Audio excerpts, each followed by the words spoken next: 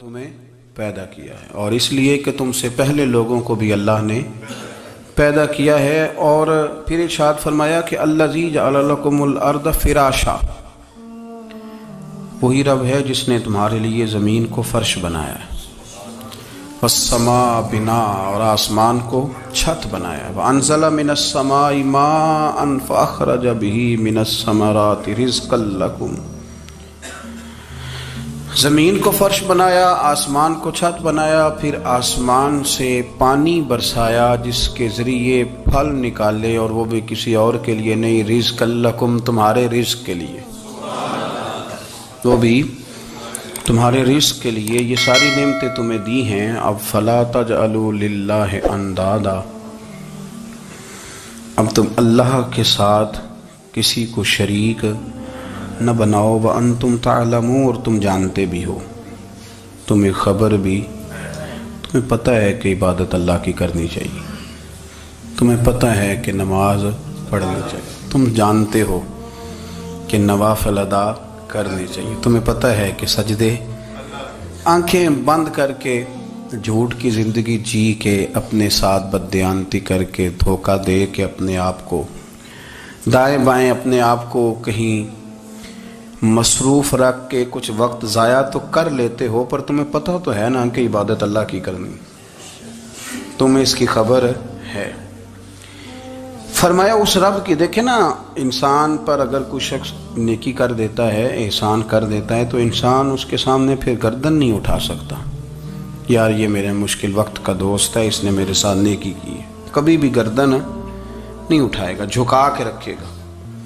تو اگر عام کوئی نیکی کر دے تو اس کے سامنے انسان کبھی گردن نہیں اٹھاتا، تو جو رب ساری نعمتیں عطا فرمائے، جو کہے کہ تیری تخلیق میں نے کی، تجھ سے پہلوں کو بھی پیدا میں نے کیا، تیرے لیے زمین کا بچھونا بھی میں نے بچھایا، آسمان کی چھت بھی میں نے لگائی، تیرے لیے زمین سے ساری اناج کو، پھل کو، کھیتیوں کو نکالا بھی تیرے لیے، اب تو اس طرح کر کہ تو میری عبادت کر، تو میری بارگاہ میں جھک جا۔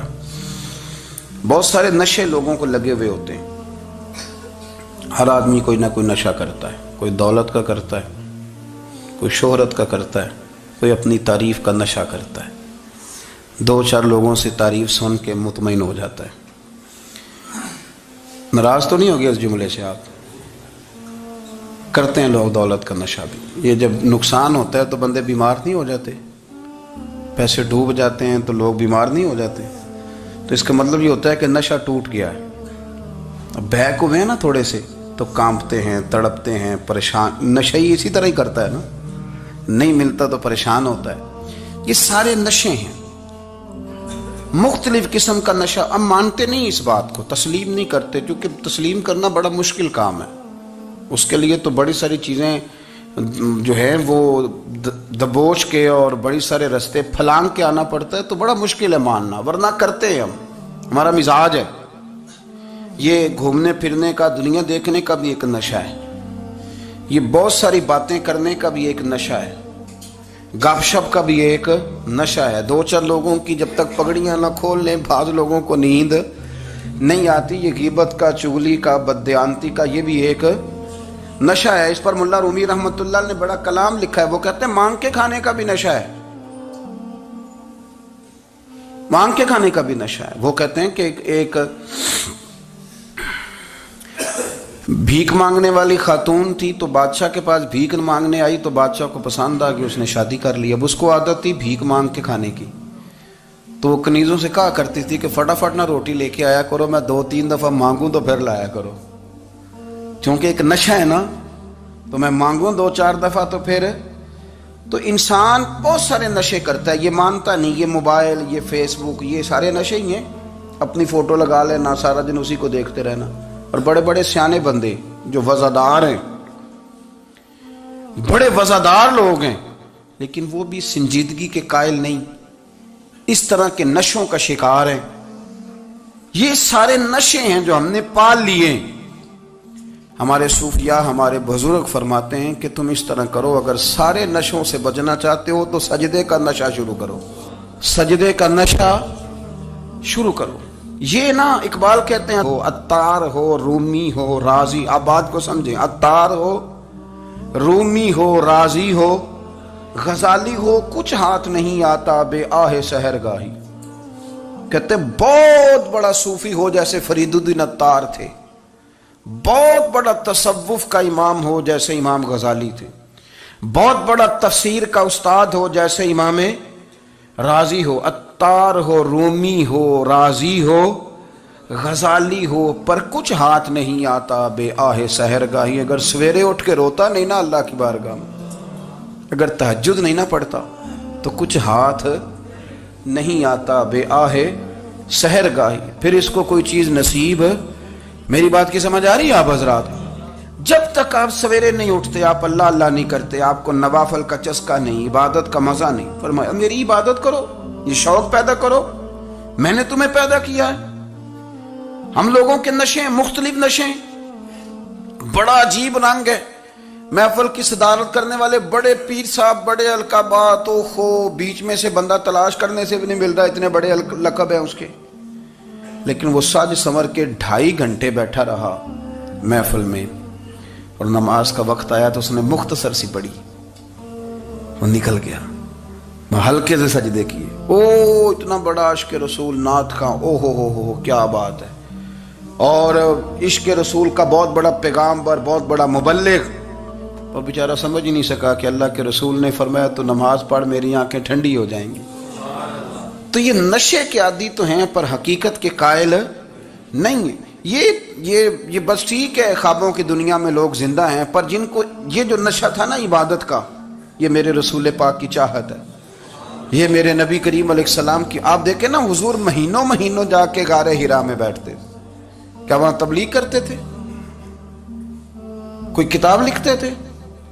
رسول کریم علیہ السلام مہینہ رہتے غار حرا میں، کوئی نہ مجھے دیکھے، کوئی نہ مجھے ملے، حضور یہاں کیا ہے؟ فرمایا میں اپنے رب کی عبادت کروں گا۔ نبی کریم علیہ السلام نے سجدوں کے ساتھ پتھروں اور پہاڑوں کو آباد کر دیا، سجدوں کے ساتھ۔ آپ کا سجدہ آپ کو بہت ساری چیزوں سے چھڑا لیتا ہے، یہ بہت ساری جگہوں سے جھکنے سے بچا لیتا ہے۔ صوفیاء اولیاء یہ کیا کرتے تھے؟ یہ سجدے کا ذوق ہی تو پیدا کرتے تھے، سجدے کا ذوق۔ شاہ عبدالعزیز دباغ رحمۃ اللہ تعالی علیہ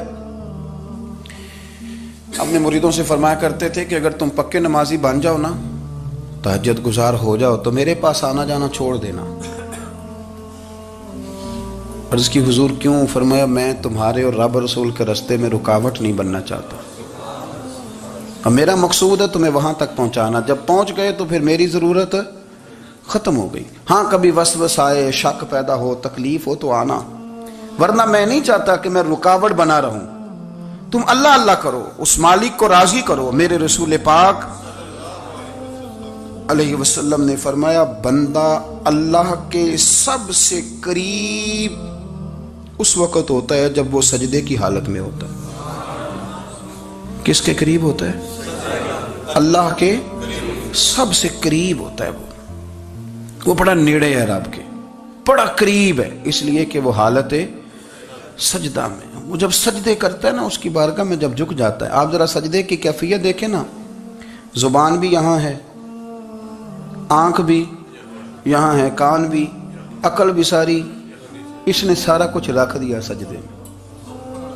آپ وہ کبھی پیچھے جائیں تو دیہاتوں میں کہا جاتا تھا ناک سے نکیریں نکالو، بہت بڑی سزا ہوتی تھی نا، ناک سے نکیریں نکالو، بڑی سزا ہوتی تھی۔ تو اس نے کہا مالک مجھے کسی نے کہا نہیں، پر دیکھنا میں نے رکھ دی ساری عقل سجدے میں، اور رکھ کے کہا کیا؟ سبحان ربی یا اللہ میں پست ہوں تو اعلیٰ ہے، اللہ تو میرا رب ہے اور تو سب سے اعلیٰ اتنا۔ اور فرمایا جب یہ اس کیفیت میں ہوتا ہے تو پھر یہ اپنے رب کے قریب ہوتا ہے۔ کثرت عبادت، نوافل۔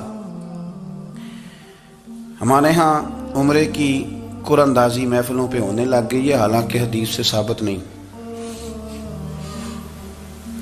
میں دوستوں سے کہتا ہوں جائز ہے، کرنی چاہیے، عمرے کی قرآن اندازی جائز ہے، پر کسی حدیث میں نہیں آئی کہ قرآن اندازی کرو عمرہ کرو۔ حدیث میں قرآن اندازی یہ آئی ہے کہ نبی پاک علیہ السلام نے فرمایا تمہیں پتہ چل جائے نا پہلی صف کا ثواب کتنا ہے، تم قرآن اندازی کرو۔ عمرے کی قرآن اندازی کا تو پوسٹر چھپتا ہے، تو یہ والی قرآن اندازی کا وہ نہیں ہے۔ ہونی چاہیے کہ نہیں؟ حضور نے فرمایا تمہیں پتہ چلے کہ اس کا ثواب کتنا تو تم قرآن اندازی کرو، تم قرآن ڈالو۔ جب آپ نماز پڑھ رہے ہوتے ہیں، جب آپ کا مصلی آباد ہوتا ہے، صلاح الدین ایوبی ایک بزرگ سے ملاقات ہو گئی، بیت المقدس پر قبضہ تھا عیسائیوں کا، تو صلاح الدین بڑے پریشان تھے۔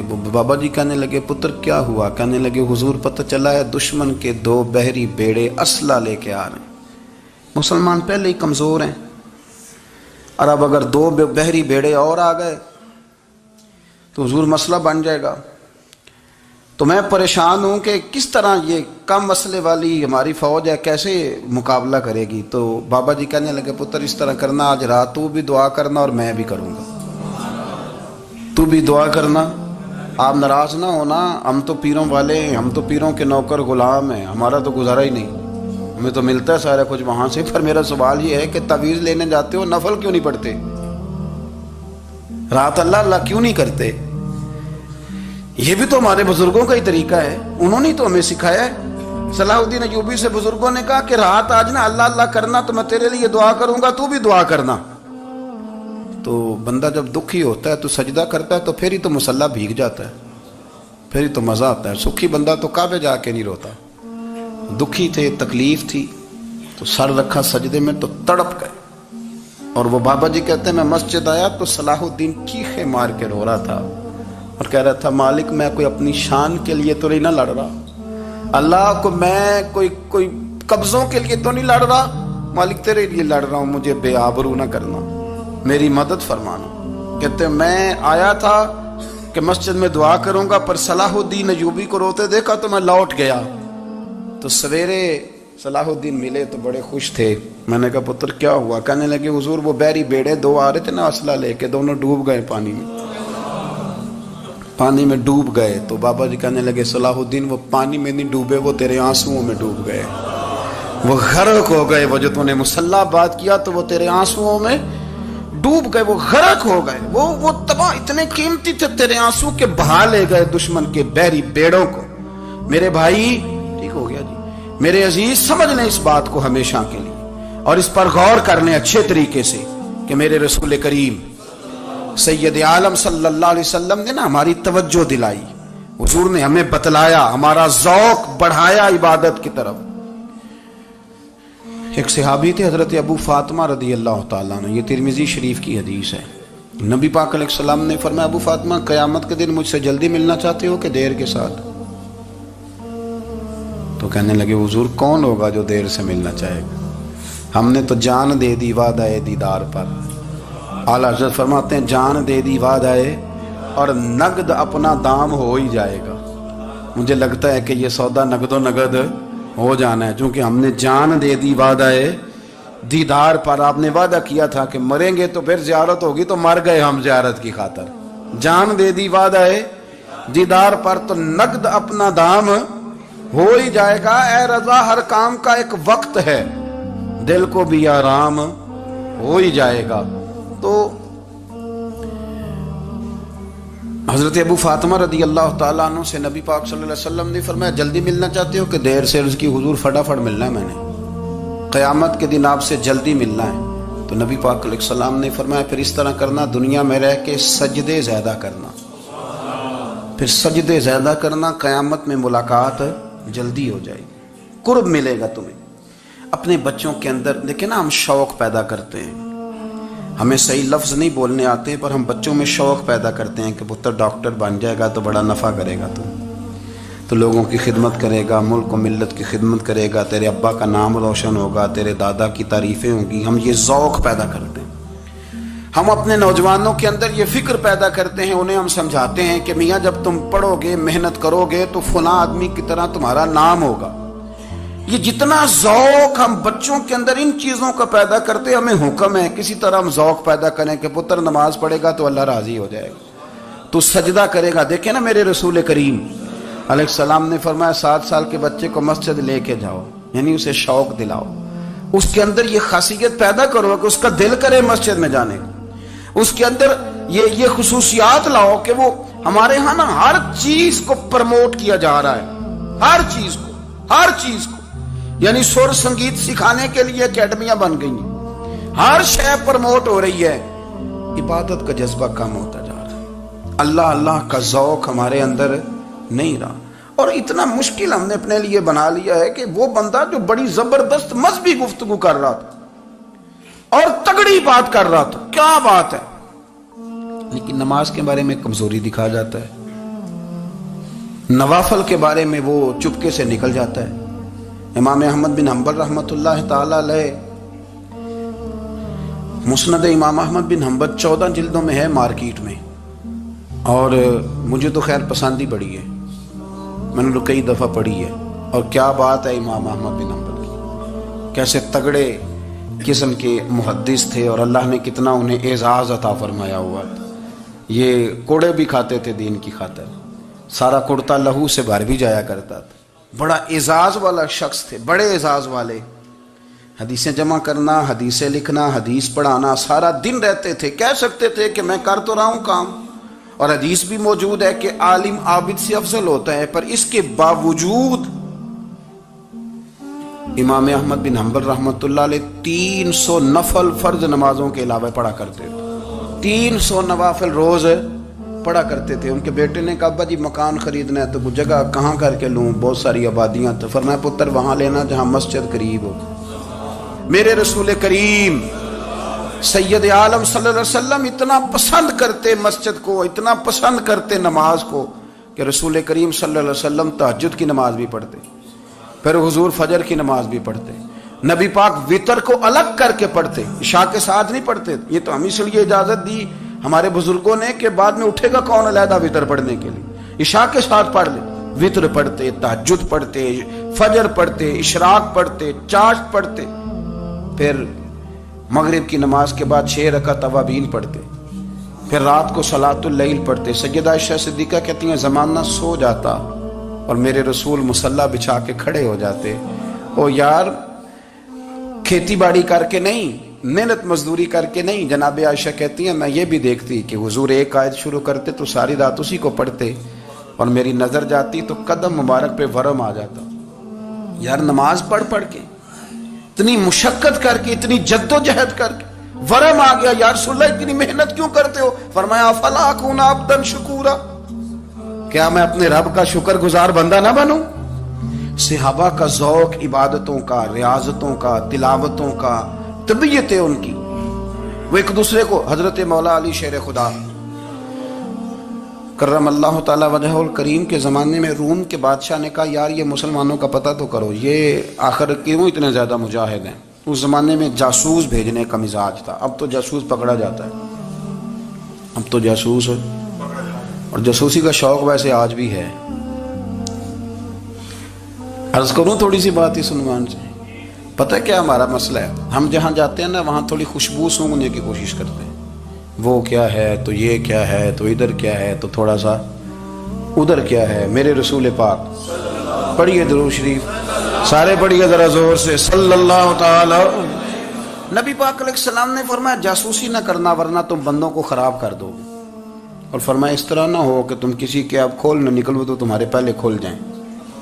یہ جو ذوق ہے نا یہ ختم کریں، چھوڑیں، مطلب آپ کس چکر میں پڑے ہوئے ہیں، اتنی زیادہ توجہ کرنے کی کیا ضرورت ہے؟ اپنے کام سے کام رکھیں، اس میں بندہ تھوڑا سا نا آسان رہتا ہے۔ یہ جو بہت زیادہ ٹٹولنے والے لوگ ہوتے ہیں نا وہ بےچارے پھر عمر ٹٹولتے ہی گزار دیتے ہیں، اس لیے کہ مزاج ہی بہت پکا ہے، بوری کا منہ کھول کے اندر تک ہاتھ ڈالنا، تو پھر کئی دفعہ سامنے سے بچھو بھی لڑ جاتا ہے، خرابی ہوتی ہے۔ تو جاسوسی کی جاتی تھی، اس نے بھی جاسوس بھیجے، کیونکہ قبیلوں کے لوگ تھے، کچھ مسلم کچھ کافر، پہچانے نہیں جاتے تھے لوگ، تو کچھ لوگ اس نے بھیجے، انہوں نے آ کے نا تحقیق کی،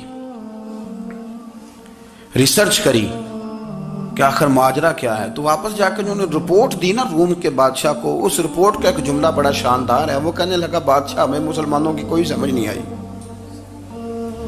ہمیں کوئی سمجھ نہیں آئی۔ انہوں نے کہا کیوں نہیں سمجھ آئی؟ کہنے لگے یار عجیب بندے ہیں، جب رات مصلے پہ بیٹھتے ہیں تو یوں لگتا ہے ان کا دنیا سے رشتہ ہی کوئی نہیں، کوئی کسی کو نہیں جانتا، کوئی اپنے دکھ سنا کے رو رہا ہے، کوئی اپنی بات کر کے رو رہا ہے، لگتا ہے کہ ان کا کوئی رشتہ ہے ہی نہیں جب مصلے پہ بیٹھتے ہیں۔ اور فرمایا جب سویرے یہ جہاد کرنے نکلتے ہیں تو لگتا ہے ان سے زیادہ دلیر ہی کوئی نہیں۔ حالانکہ جو مسلوں پہ رونے دھونے کے لوگ ہوتے ہیں وہ کئی دفعہ جہاد میں کام نہیں کرتے، لیکن عجیب لوگ ہیں کہ رات کے راہب ہیں، دن کے مجاہد ہیں، کوئی سمجھ نہیں آتی۔ میرے عزیز، ان لوگوں نے مسلح آباد کر کے رکھا، تلاوتیں ان کا ذوق رہی، منظر روز پڑھنا، اسباق پڑھنا، وظائف پڑھنا، یہ ان کا ذوق رہا۔ اعلیٰ حضرت بریلوی رحمت اللہ نے 1000 کتاب لکھی ہے، لیکن الوظیفۃ الکریمہ کے نام سے جو وہ صبح و شام وظائف پڑھتے تھے وہ الگ انہوں نے ان کو بیان کیا، پابندی کے ساتھ اپنی اللہ اللہ کرتے تھے۔ شیخ شہاب الدین سہروردی رحمت اللہ علیہ، اس پر ایک بندے نے اعتراض کیا، اس نے کہا جی آپ کس قسم کے صوفی ہیں، مرید بیٹھے ہیں اور آپ وہاں نفل پڑھ رہے ہیں؟ یہ بھی بڑا مسئلہ ہوتا ہے نا، جو بندہ ملنے آتا ہے وہ اپنے ٹائم کے حساب سے آتا ہے، اور پھر اس کا یہ بھی خیال ہوتا ہے کہ پیر صاحب جو ہیں وہ چونکہ درویش ہیں تو نہ انہیں روٹی کھانی چاہیے نہ سونا چاہیے، چونکہ وہ درویش ہیں، اور ہم چونکہ درویشوں کے ماننے والے ہیں لہذا ہمارا یہ طریقہ ہونا چاہیے کہ جیسے ہم کہیں درویش ویسے ہی کر جائے۔ حالانکہ جس کو آپ درویش کہیں گے آپ اس کی مانیں گے، آپ منوائیں گے نہیں، ہمارا مزاج ہوتا ہے۔ شیخ شہاب الدین پر لوگوں نے اعتراض کی، حضور لوگ ملنے آئے ہیں، زیارت کرنے آئے ہیں، یہ بندے دعا کرانے آئے ہیں، اللہ اللہ کرانے آئے اور آپ نفل پڑھ رہے ہیں، کیا جملہ ہے، کیا حسن ہے، کیا خوبصورتی ہے۔ فرمانے لگے رب رسول سے مانگنے کے لیے مصلی بچھایا ہے، اگر وہاں سے مانگوں گا نہیں تو تمہیں دوں گا کیا؟ پہلے مجھے کچھ لے تو لینے دو، اگر میرے پلے کچھ ہے ہوگی تو آگے دوں گا نا، تو میں مانگنے گیا تھا کہ یا اللہ دے تیرے بندے لینے آئے، دے تو میں کچھ لوں گا تو آگے دوں گا نا۔ لیکن ہمارا یہ سٹیٹس، یہ مزاج، یہ شعور نہیں ہے۔ گپیں، کہانیاں، داستانیں، گفتگو، خطابت، واز، کیا بات، لیکن اگر کچھ کرنے کا کام ہو تو وہ نہیں ہم سے ہوتا۔ میرے نبی کریم علیہ الصلوۃ والسلام نے مصلی سے دل لگانے کا درس دیا، حضور نے توجہ دلائی، صحابہ اس ذوق کے حامل لوگ تھے، وہ کوشش کرتے تھے۔ جناب صدیق اکبر رضی اللہ تعالیٰ عنہ کا عبادت کا مزاج ہمیشہ قائم رہا۔ حضرت عمر فاروق ساری رات اللہ کے حضور کھڑے رہے۔ حضرت عثمان غنی رضی اللہ تعالیٰ عنہ عشاء کی نماز پڑھ کے 2 رکعتوں کی نیت باندھتے تھے، 15 سپارے پہلی رکعت میں پڑھ دیتے تھے اور 15 سپارے قرآن مجید کے دوسری رکعت میں پڑھ دیتے۔ آپ نے نا حضرت عمر فاروق کے وصال کے بعد ان کی ایک بیوہ سے نکاح کیا، حضرت عثمان غنی نے نکاح کیا۔ وہ خاتون آپ کے نکاح میں آئیں تو عرض کرنے لگی امیر المومنین میرے لیے اعزاز تو بہت ہے کہ میں امیر المومنین کی بیوہ تھی تو امیر المومنین کی منکوحہ ہو گئی ہوں، لیکن حضور نہ تو میں جوان ہوں کہ میرے اندر رغبت ہوتی اور نہ میں اب اس قابل ہوں کہ کوئی خدمت کر سکوں، میرے ساتھ نکاح کی وجہ کیا بنی؟ تو عثمان غنی رو پڑے، فرمانے لگے میں نے عمر فاروق کو مسجد میں اپنے رب سے ڈرتے ہوئے دیکھا، میں نے اسے روتے ہوئے دیکھا ہے، عدل کرتے دیکھا ہے، انصاف کرتے دیکھا ہے، امت کی خیر خواہی کرتے دیکھا۔ تمہارے ساتھ نکاح اس لیے کیا ہے کہ تم مجھے یہ بتاؤ کہ عمر فاروق گھر کے اندر اپنے رب کو کیسے راضی کرتے تھے، گھر کے اندر کیسے راضی کرتے تھے، وہ طریقے بتلاؤ، تم بتاتی جانا اور میں بھی اسی طرح گھر میں عبادت کروں۔ میرے رسول کریم علیہ الصلوۃ والسلام نے ارشاد فرمایا، حضور فرمانے لگے جس گھر میں اللہ کا ذکر ہوتا ہے وہ گھر زندوں کا ہے، اور جس گھر میں رب کریم کا ذکر نہیں ہوتا وہ گھر زندوں کا نہیں ہے۔ گھر نا ہم نا کتابوں میں پڑھتے ہیں کہ ایک بزرگ کہتے ہیں، حضرت فضیل بن ایاز کہتے ہیں کہ میں ایک گلی سے گزر رہا تھا تو گھر کے اندر کسی قاری صاحب نے قرآن کی آیت پڑھ دی، ولی من خاف مقام ربہ جنتان، میں تے میرے کانوں سے ٹکرائی تو اللہ نے میری کایا ہی پلٹ دی، میں توبہ کر گیا۔ اب گھر کے اندر سے آواز آئے تو صحیح نہ تلاوت کی، پر اندر سے آواز آتی نہیں، یا ڈیک بجنے کی آواز آتی ہے، یا ٹی وی چلنے کی آواز آتی ہے، یا دھوم مچانے کی آواز آتی ہے۔ عبادت کا وہ جو خاص شوق تھا، وہ جو حسن تھا، وہ جو توانائی تھی، وہ جو بات تھی۔ ایک جگہ پہ ہم بیٹھے تھے تو وہاں ایک صاحب آئے اور انہوں نے آتے ہی کہا کہ مہربانی کریں ذرا مجھے مصلی دے دیں، میرے نہ کچھ نفل رہ گئے۔ تو میں نے وضو کر لیا تو کوئی مصلی مل جائے، مصلی انہیں دے دیا گیا، وہ مصلی لے کے چلے گئے تو پیچھے ایک صاحب نے تبصرہ کیا، کہنے نے کتنا ریاکار بندہ ہے، لوگوں کو دکھا رہا ہے کہ میں نفل پڑھتا ہوں، ہے کوئی بات کرنے والی؟ میں نے اسے کہا، میں نے کہا تو مہربانی کرنا، اس طرح کی ریاکاری تو بھی کر، پکڑ مصلی اور جا تو بھی تھوڑی ریاکاری کر کے آ، اٹھ ذرا، شکر کر کو یہ ریاکار بھی ملا ہے۔ کوئی نفل پڑھ کے ریاکاری کر رہا ہے اللہ کا. میں کہتا ہوں کو پڑھے تو صحیح نہیں یار, یہ کوئی دور ہے نفل پڑھنے کا؟ اس میں تو لوگوں کا مزاج ہی نہیں, طبیعت ہی نہیں. میں نے کہا چل مہربانی کر یہ لے مصلی اور تو بھی جا تھوڑی سی یا کاریا ریاکاری کرو تو صحیح نا, مزاج ہی نہیں, ذوق. جمعے کی نماز پڑھ کے یوں دنیا بھاگتی ہے, او ہو پتہ نہیں کون سی پیچھے آگ تھی جو بجھائی جائے گی. اور آج تک لوگ مسئلہ پوچھ رہے ہیں کہ جمعے کی بعد والی سنتیں کتنی ہوتی ہیں. میں نے کہا کتنے سال ہو گئے جمعہ پڑھتے, کتنے سال ہو گئے, ابھی تک سنتوں کا نہیں پتا, ابھی تک نہیں علم کے پہلے کتنی رکھتے ہیں اور بعد میں کتنی رکھتے ہیں. فجر کی سنتیں کب پڑھنی چاہیے, سنو فجر کی سنتوں کے بارے میں. میرے رسول کریم سید عالم صلی اللہ تعالی علیہ وسلم سے ایک صحابی نے پوچھا تھا حضور میری فجر کی سنتیں رہ گئیں یا رہ جاتی ہیں تو حکم کیا ہے, کیا انداز ہے حضور کا. بخاری مسلم کے لفظ سنو, حضور سید عالم صلی اللہ علیہ وسلم فرمانے لگے. اس نے کیا پوچھا تھا, حضور جواب کیا دیتے ہیں, فرمایا فجر کی سنتیں کبھی نہ چھوڑنا, فجر کی پہلی 2 سنتیں کبھی نہ چھوڑنا. یا رسول اللہ صلی اللہ تعالی علیہ وسلم میری رہ گئی ہیں, رہ جاتی ہیں. فرمایا فجر کی 2 سنتیں نہ چھوڑنا.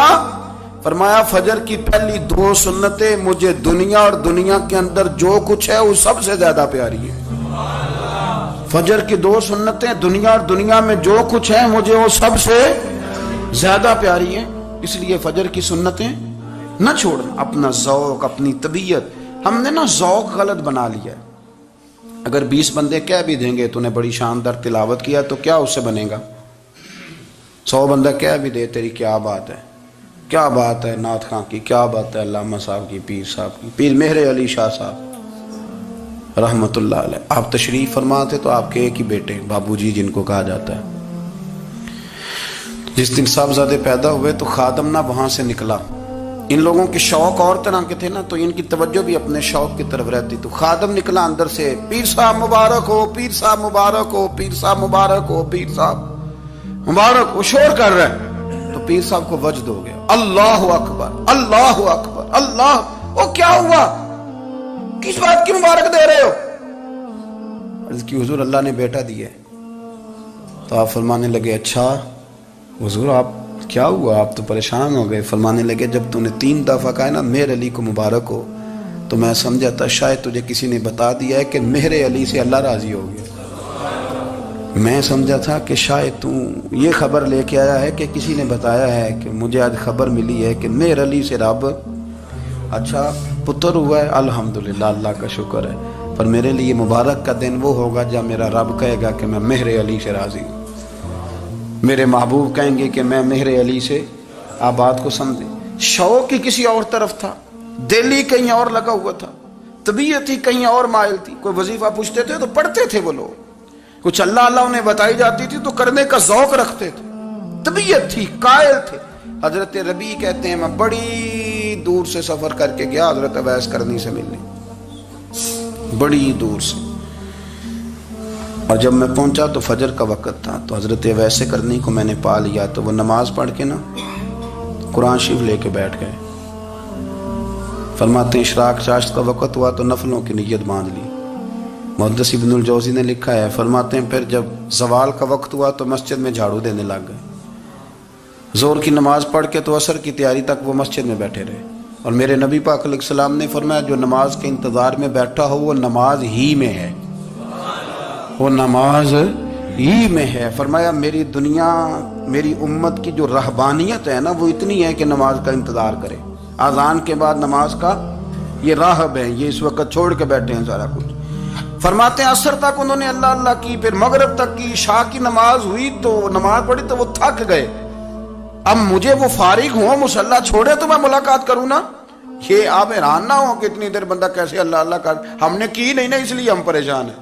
جو عادی ہوتے ہیں وہ کر بھی لیتے ہیں. وہ یہ کام, میری بات کی سمجھ آ رہی ہے, جب جاتے ہو کسی دفتر میں تو 8 گھنٹے کھڑے رہ لیتے ہو نا, مجبوری ہوتی ہے تو کھڑے رہا جا سکتا ہے. پاسپورٹ کے دفتر بولیے, امیگریشن کی لائنوں میں, اور میں نے تو ایمبیسیوں میں بندے 12 گھنٹے پہلے جا کے کھڑے دیکھے, رہ لیتے ہیں کھڑے.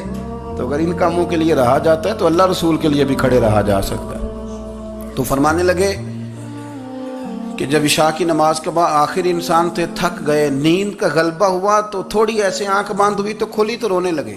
حضرت ویسے کرنی ہے، رو کے کہنے لگے مالک مجھے غافل تو نہ کر، ابھی میں نے کیا بھی کچھ نہیں، دن ختم ہو گیا، کوئی نفل نہیں، کوئی اللہ اللہ نہیں، اللہ مجھے غافل نہ کر، میری مدد فرما۔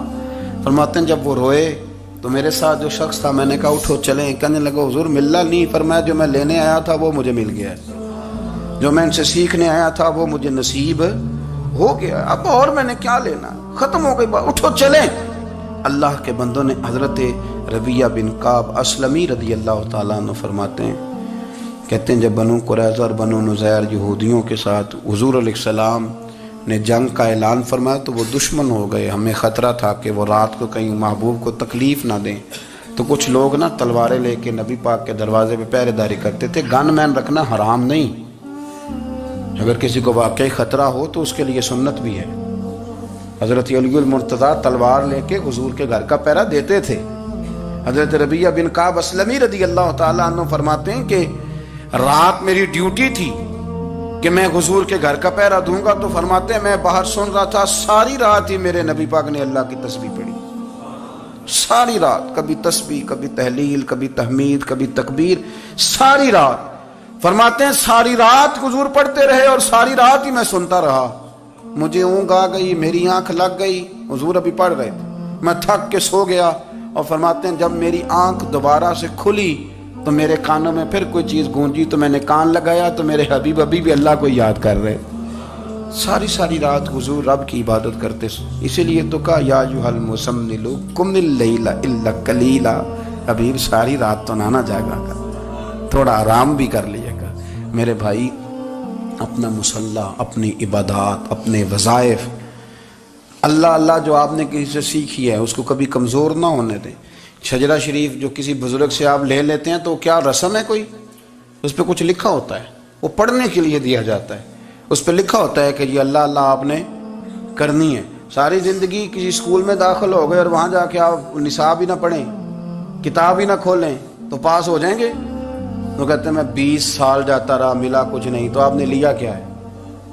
ایک اتنی سی کتاب تھی، اس کو تو کھول کے آپ دیکھ نہیں سکے، اس کے وظائف تک تو رسائی نہ ہوئی، اس لیے کہ اللہ اللہ کرنا مشکل ہے اور تصویر کھنچانا یہ آسان کام ہے۔ تو جو آسان ہے اس طرف ہماری توجہ لگی رہتی ہے اور جو مشکل ہے اس طرف ہم ذوق پیدا نہیں کرتے۔ یا ایھا الناس اعبدوا ربکم الذی خلقکم والذین من قبلکم لعلکم تتقون، اے لوگوں اس رب کی عبادت کرو جس نے تمہیں پیدا کیا اور تم سے پہلوں کو پیدا کیا۔ ستا اٹھ کے کوئی نہیں خوش ہوتا،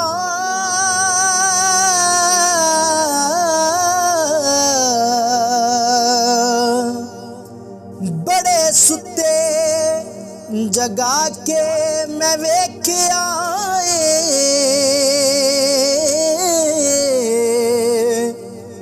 کتے جیا نہیں کوئی وفادار ڈٹھا، تے ٹکر سکا بھی پا کے ویکھ آئے۔